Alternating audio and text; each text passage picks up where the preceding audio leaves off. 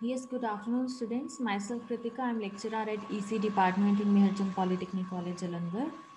हमने modern chapter start किया था लास्ट लेक्चर में. आज मैं आपको थोड़ा सा ब्रीफली बताऊंगी मॉडर्न के बारे में और इसके टाइप्स के बारे में. कल हम 2 wire 4 wire full duplex half duplex पढ़ रहे थे, तो मे बी वो आपको अच्छे से क्लियर नहीं हुआ, तो उसके बारे में भी मैं थोड़ा सा आज बताऊंगी. अब मॉडर्न है क्या? मॉडर्न का फुल फॉर्म है मॉड्यूलेटर और डीमॉड्यूलेटर. तो मॉडम बेसिकली मॉड्यूलेटर और डीमॉड्यूलेटर को कंबाइन करके बना है, और एक तरह का ये हार्डवेयर नेटवर्क डिवाइस है जो एक या ज़्यादा कैरियर वेव सिग्नल्स को डिजिटल सिग्नल्स में कन्वर्ट करके देन उसको डीमॉड्यूलेट करता है. मतलब मॉडम जब मॉड्यूलेट कर रहा है तो वो क्या कर रहा है, डिजिटल सिग्नल को एनालॉग में कन्वर्ट कर रहा है, और या एनालॉग सिग्नल को डिजिटल में कन्वर्ट कर रहा है, और रिसेप्शन एंड पे वो उसका ऑपोजिट परफॉर्म कर रहा है. So it is a hardware device that modulates one or more carrier wave signals to encode digital information for transmission.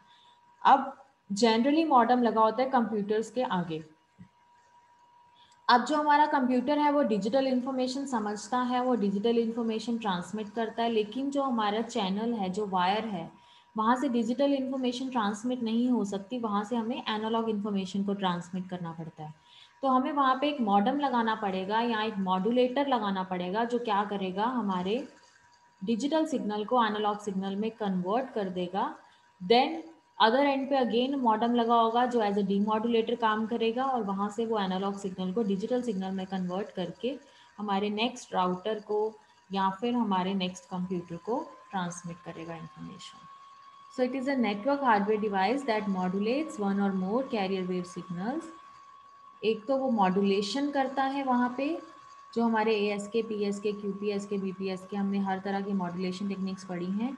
तो बेसिकली वहाँ पे सिग्नल को मॉड्यूलेट करता है ताकि वो ज़्यादा देर तक ट्रैवल कर सके, और वो मॉड्यूलेट करता है एनालॉग कैरियर सिग्नल के साथ. हमारी जो डिजिटल सिग्नल इंफॉर्मेशन होती है उसको एनालॉग इंफॉर्मेशन के साथ, एनालॉग सिग्नल को एज अ कैरियर सिग्नल लेके उनको मॉड्यूलेट करके फर्दर सेंड करता है. तो मतलब यहाँ पे डिजिटल मॉड्यूलेशन टेक्निक यूज हो रही है, और दूसरे एंड पे डिजिटल डीमॉड्यूलेशन टेक्निक.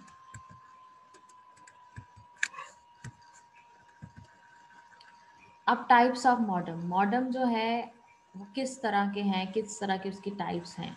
पहले तो कैपेसिटी बेस्ड मॉडम्स को हमने क्लासिफाई करा है. Directional capacity, half duplex modem है या फुल डुप्लेक्स मॉडम है, उसकी कैपेसिटी कितनी है, वो कितना सिग्नल जो है वो ट्रेवल कर सकता है, साइमल्टेनियसली ट्रेवल करेगा सिग्नल या एक एक करके.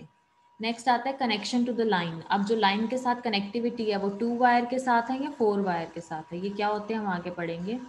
देन ट्रांसमिशन मोड कौन से यूज करे हुए हैं, एसिंक्रोनस ट्रांसमिशन मोड यूज हो रहा है या सिंक्रोनस मोड हो रहा है.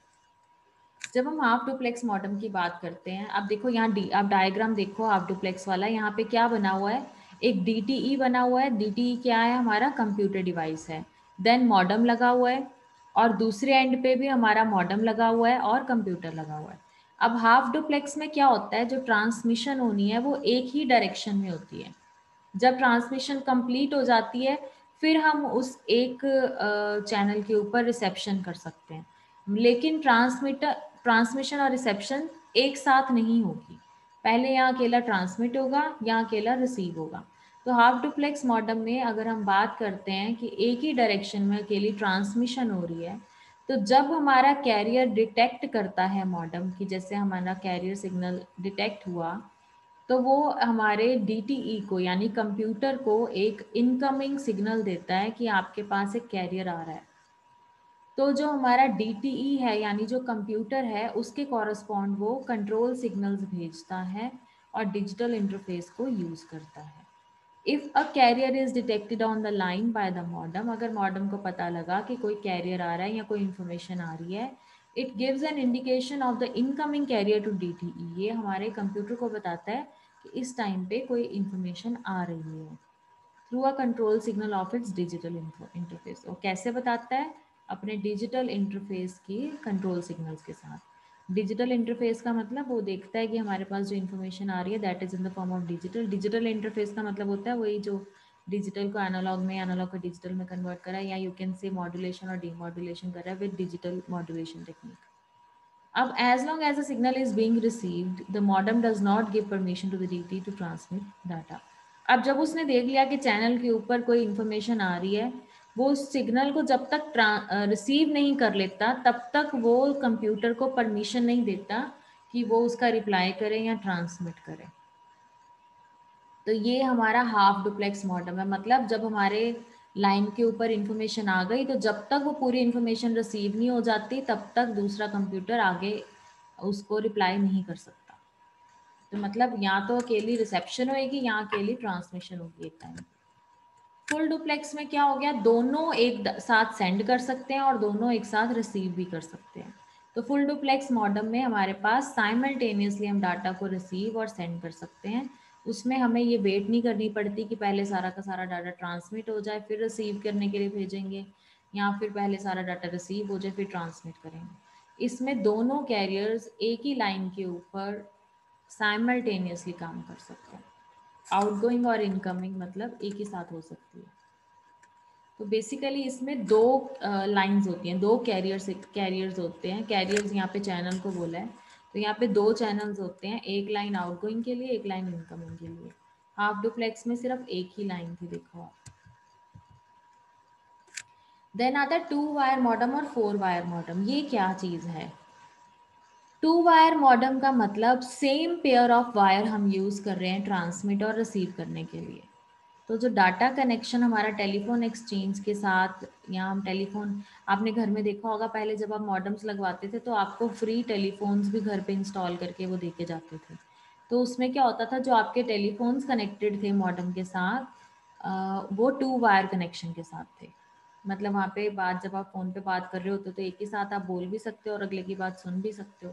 तो इसका मतलब यहाँ पे 2 वायर कनेक्शन यूज़ होता है, यानी कि दो जैसे इनकमिंग और आउटगोइंग दोनों तरह का डाटा जो है वो सेम पेयर ऑफ वायर पे यूज हो सकता है।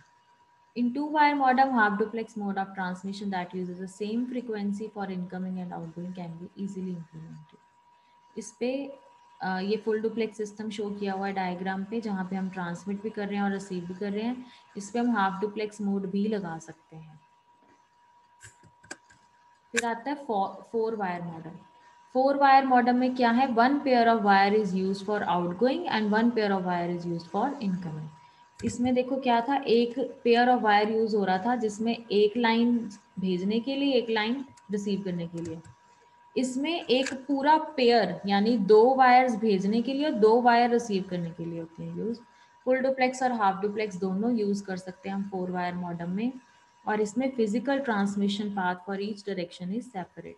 भेजने के लिए सेपरेट है, रिसीव करने के लिए सेपरेट है। तो सेम कैरियर फ्रीक्वेंसी को हम यूज कर सकते हैं दोनों डायरेक्शन में। तो दिस इज 4 वायर। 4 वायर में मतलब एक पेयर यूज हो रहा है इनकमिंग के लिए, एक पेयर आउटगोइंग के लिए।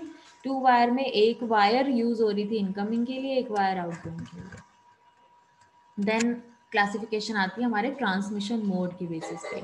अब एसिंक्रोनस मोड भी हो सकता है और सिंक्रोनस मोड भी हो सकता है। जब हम बोलते हैं एसिंक्रोनस मोड, इसका मतलब कि जो डाटा बाइट्स हमारी जा रही हैं या जो हमारा डाटा फ्रेम जा रहा है उसमें स्टार्ट बिट भी है और स्टॉप बिट भी है। हमने उसमें स्टार्ट और स्टॉप बिट को ऐड किया।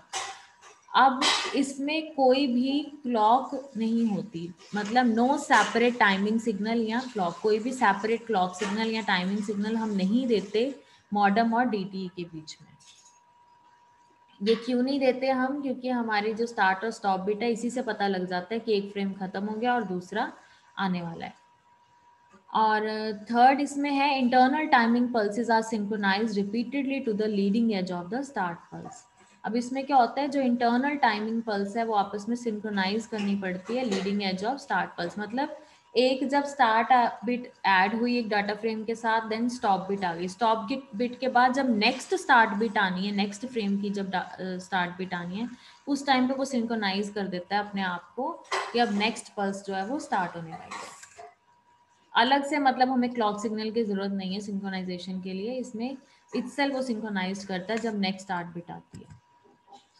सिंक्रोनस मोड में क्या होता है, सिंक्रोनस मोड में हमने अलग से स्टार्ट बिट या स्टॉप बिट नहीं दी हुई, इसमें कंटिन्यूसली हमारे डाटा फ्रेम आते हैं, कहीं पे भी स्टार्ट बिट और स्टॉप बिट नहीं आती जिससे हमें पता लगे कि एक डाटा फ्रेम खत्म हो गया है। लेकिन इसमें क्लॉक सिग्नल्स की ज़रूरत हमें पड़ती है ताकि हम प्रॉपर सिंक्रोनाइजेशन कर सकें। अगर स्टार्ट और स्टॉप बिट नहीं होएगी और डाटा स्ट्रीम कंटिन्यूसली आते रहेंगे तो हमें पता नहीं लगेगा कि एक डाटा फ्रेम कब खत्म हुआ। इसलिए इसमें क्लॉक सिग्नल की ज़रूरत पड़ती है। तो जब हम डाटा बिट्स को भेजते हैं तो उसके साथ हम क्लॉक सिग्नल भेजते हैं। एक क्लॉक सिग्नल का मतलब हमें पता लग जाता है कि एक फ्रेम आ गया, दूसरी क्लॉक सिग्नल का मतलब ये नेक्स्ट फ्रेम स्टार्ट हो गया। So the data bits are always synchronize to the clock signal. Clock signal के साथ ही उनको सिंक्रोनाइज करना पड़ता है और इसमें सेपरेट क्लॉक्स हम यूज करते हैं हर डाटा फ्रेम के लिए, ट्रांसमिट और रिसीव करने के लिए। जैसे अब यहाँ पे देखो ये मॉडम लगा है, ये डाटा जा रहा है, ये ट्रांसमिट क्लॉक है, ये रिसीव क्लॉक है। जिससे पता लग रहा है कि ट्रांसमिट हो रहा है डाटा, यहाँ पर रिसीव हो रहा है और फिर से डाटा आ रहा है या जा रहा है। So these were the classifications of modem. तो अभी आपको मॉडर्न का चैप्टर जो हमने स्टार्ट किया है तो आपको ये क्लियर हो गया होगा कि हमने मॉडर्न में क्या क्या चीज़ें पढ़ी हैं अभी तक। पहले मॉडर्न होता क्या है, जैसे ये देखो आपको मैं यहाँ दिखा रही हूँ, ये स्लाइड शो है। यहाँ पे पहला हमने पढ़ा नीड ऑफ मॉडर्न, मॉडर्न का ये ब्लॉक डायग्राम जिसमें अगेन वही जो मैंने आज आपको बताया है, मॉड्यूलेटर और डीमॉड्यूलेटर लगे हुए हैं। उसके बाद हमारी क्लासिफिकेशन, ये मॉडर्न की classification, synchronise modern, asynchronise modern, modulation की टेक्निक्स और उसके स्पीड के बेसिस पे। तो एसिंक्रोनाइज मॉडर्न में हमारे पास half duplex, full duplex explain किया हुआ, वही मैंने आज आपको बताया है। Then synchronous modern. अब आता है लो स्पीड मॉडर्न और हाई स्पीड मॉडर्न के बारे में। लो स्पीड मॉडर्न का मतलब एसिंक्रोनाइज्ड, एसिंक्रोनस की बात कर रहे हैं। लो स्पीड मॉडर्न जनरली एसिंक्रोनस होते हैं और इसमें हम नॉन कोहेरेंट एफएस के टेक्निक यूज़ करते हैं। ये मॉड्यूलेशन टेक्निक हम ऑलरेडी पढ़ चुके हैं। लो स्पीड मॉडर्न में जो हमारी कैरियर फ्रिक्वेंसी है और क्लॉक फ्रिक्वेंसी है, उन दोनों को रिकवर करने की ज़रूरत नहीं पड़ती। वो क्यों नहीं पड़ती? क्योंकि ये एसिंक्रोनस मोड है तो उसमें हमें क्लॉक फ्रिक्वेंसीज की ज़रूरत नहीं थी। Therefore, scrambler and descrambler circuits are not required. तो pre and post equalization circuits हमें लगाने पड़ते हैं एंड दे आर मैनुअल। तो उसमें हमें उसको स्टार्ट नहीं करना पड़ता, वो अपने आप ही इस इक्वलाइजेशन सर्किट की जहाँ ज़रूरत पड़ती है वो अपने आप ही उसकी वर्किंग स्टार्ट कर देता है। लेकिन इसमें एक स्पेशल बिट हमें ट्रांसमिट करनी पड़ती है जो कि है आरटीएस और सीटीएस, मतलब रिक्वेस्ट टू सेंड और क्लियर टू सेंड, देखने के लिए कि जो हमारा चैनल है उस पर ऑलरेडी वो इन्फॉर्मेशन ट्रांसमिट हो रही है या नहीं हो रही। अगर नहीं हो रही तो वो एक रिक्वेस्ट टू सेंड सिग्नल भेजता है एक कंप्यूटर कि मैं इस टाइम आपको सिग्नल भेजना चाहता हूँ। देन उसका कॉरस्पॉन्ड रिप्लाई आता है क्लियर टू सेंड, कि रास्ता क्लियर है, you can send the information. और इसका मतलब ये जो आरटीएस और सीटीएस है, ये इसमें generally ones, number of ones जो हैं कंटिन्यूसली एक कांस्टेंट स्ट्रिंग ऑफ वन हम भेजते हैं, जिसका मतलब है कि हम उसको पूछना चाहते हैं कि हम अपना जो डाटा फ्रेम है उसको ट्रांसमिट कर दें या ना करें। उसके बाद आता है medium and high speed modem. Medium और हाई स्पीड मॉडम में हमारे ट्रांसमिशन रेट जो है वो 2400 बिट्स पर सेकेंड होता है और इसमें जो हमारी बिट रेट्स हैं वो बहुत ज़्यादा हाई स्पीड के साथ ट्रांसमिट होती हैं। तो इसमें हम पीएसके या क्यूएएम मॉड्यूलेशन टेक्निक्स को यूज़ करते हैं और फ्रीक्वेंसी कोहेरेंट टेक्निक यूज़ होती है। जैसे हमने लो स्पीड में नॉन कोहेरेंट एफएसके यूज़ किया था, इसमें हम कोहेरेंट एफएसके या पीएसके यूज़ कर सकते हैं। और सिंक्रोनस मॉडम्स इसमें यूज़ होते हैं। सिंक्रोनस मॉडम का मतलब अगेन इसमें स्टार्ट और स्टॉप बिट नहीं लगेगी, लेकिन क्लॉक टाइमिंग को इसमें सिंक्रोनाइज करना पड़ेगा। जब क्लॉक टाइमिंग की बात आती है तो स्क्रैम्बलर और डी स्क्रैम्बलर सर्किट लगाने पड़ेंगे। स्क्रैम्बलर और डी स्क्रैम्बलर क्या होता है? जब हम डाटा फ्रेम्स को डिवाइड कर देते हैं छोटे छोटे पार्ट्स में तो हम बोलते हैं उसकी स्क्रैम्बलिंग हो गई। जब उन डाटा फ्रेम्स को हम दोबारा से ज्वाइन कर लेते हैं तो उसका मतलब डी स्क्रैम्बलिंग हो गई। तो स्क्रैम्बलर क्या होता है basically? Scrambler is a device that changes or inverts signals or encode at the transmitter to make the message। मतलब उसने सिग्नल्स को यहाँ डिवाइड कर दिया या सिग्नल को इन्वर्ट कर दिया या इनकोड कर दिया ताकि रास्ते में किसी को समझ ना आ सके कि इन्फॉर्मेशन क्या थी। और डी स्क्रैम्बलर उस पिक्चर को या उस डाटा फ्रेम को दोबारा से रीस्टोर कर देता है, मतलब वैसा ही कर देता है जैसा वो स्टार्टिंग में सेंड होते टाइम था। अब मॉड्यूलेशन मेथड्स हैं कुछ मॉडर्न के, ये ऑलरेडी हम लोगों ने पिछले कवर कर लिया हुआ चैप्टर में, एस के, एफ एस के, पी एस के।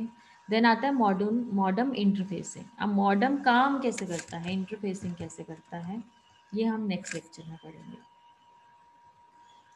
आई होप आपको अभी ये क्लियर है कि मॉडेम होते क्या हैं, उसकी ज़रूरत क्या है, उसका ब्लॉक डायग्राम क्या है, उसकी classification 2 wire, 4 wire, half duplex, full duplex, synchronous और एसिंक्रोनस काम कैसे करते हैं। देन उसकी स्पीड के बेसिस पे जो हमने क्लासीफाई किया, that is low speed and medium and high speed. Low speed में एसिंक्रोनस मोड यूज़ हो रहा है और हाई स्पीड में और मीडियम में सिंक्रोनस मोड यूज़ हो रहा है। तो जब आपको पता है एसिंक्रोनस है तो अपने आप उसमें आप लिखते जाओगे कि इसमें क्लॉक सिग्नल की ज़रूरत नहीं है, इसमें हमें स्क्रैम्बलर डिस्क्रैम्बलर की ज़रूरत नहीं है, इसमें इक्वलाइजेशन सर्किट जो है वो मैनुअली नहीं चलते, सॉरी मैनुअली चलते हैं, और इसमें आरटीएस और सीटीएस सिग्नल भेजे जाते हैं। तो मीडियम एंड हाई स्पीड में सिंक्रोनस हो रहा है तो अपने आप लिख दो कि सिंक्रोनस है तो स्टॉप और स्टार्ट बिट की ज़रूरत नहीं है, क्लॉक सिग्नल की ज़रूरत है, क्लॉक सिग्नल की ज़रूरत है तो स्क्रैम्बलर और डिस्क्रैम्बलर की ज़रूरत है, डिस्क्रैम्बलर और स्क्रैम्बलर होता क्या वो एक्सप्लेन कर दो। और इसमें जो हमारे इक्वलाइजिंग सर्किट्स हैं वो ऑटोमेटिक हैं, लो स्पीड में मैनुअल होते हैं, whereas medium and high speed में ऑटोमेटिक होते हैं। तो नेक्स्ट में हम मॉडर्न इंटरफेसिंग पढ़ेंगे next topic. Thank you so much for watching this video.